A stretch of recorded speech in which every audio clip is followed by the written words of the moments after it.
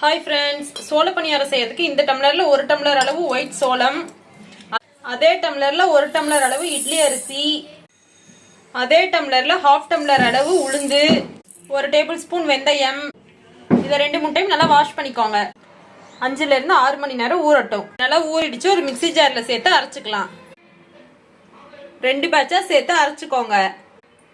இதுல கொஞ்சமா தண்ணி சேர்த்து நல்லா ஃபைனா அரைச்சிட்டு வாங்க. நைஸா மாவு அரைச்சிக்கோங்க. இப்ப தேவையான அளவு உப்பு சேர்த்து நல்லா மிக்ஸ் பண்ணிக்கோங்க.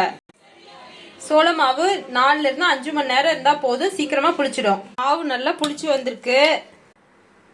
இப்ப மாவு நல்லா மிக்ஸ் பண்ணிக்கோங்க. பணியாரம் செய்யறதுக்கு ஒரு கடாயில 3 டேபிள் ஸ்பூன் ஆயில், கொஞ்சம் கடுகு வெடிச்சோடனே கடலைப்பருப்பு, உளுத்தம்பருப்பு, பருப்புலாம் நல்லா ப்ரௌன் ஆனோடனே 3 மீடியம் சைஸ் வெங்காயம், கருவேப்பிலை, கொத்தமல்லி, காரத்திற்கு தேவையான அளவு பச்சை மிளகாய். வெங்காயம் நல்லா கண்ணாடி பதம் வந்தோடனே ஸ்டவ் ஆஃப் பண்ணிட்டு அந்த வெங்காயத்தை மாவு கூட சேர்த்துக்கோங்க. கொஞ்சமா சீரகம் சேர்த்து நல்லா மிக்ஸ் பண்ணிக்கோங்க.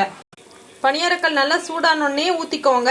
அடுப்பு மீடியம் ஃப்ளேம்ல வச்சு மூடி வச்சு வேக விடுங்க. ஒரு சைடு வெந்தோடனே இன்னொரு சைடு திருப்பி போட்டு வேக வச்சு எடுத்தீங்கன்னா அருமையான சோள பணியாரம் ரெடி. நல்லா ரெட் கலர்ல நல்லா கிறிஸ்பியா மொறுமொறுன்னு கிடைச்சிருக்கு. இது கூட கார சட்னி வச்சு சாப்பிட்டா அட்டகாசமா இருக்கும்.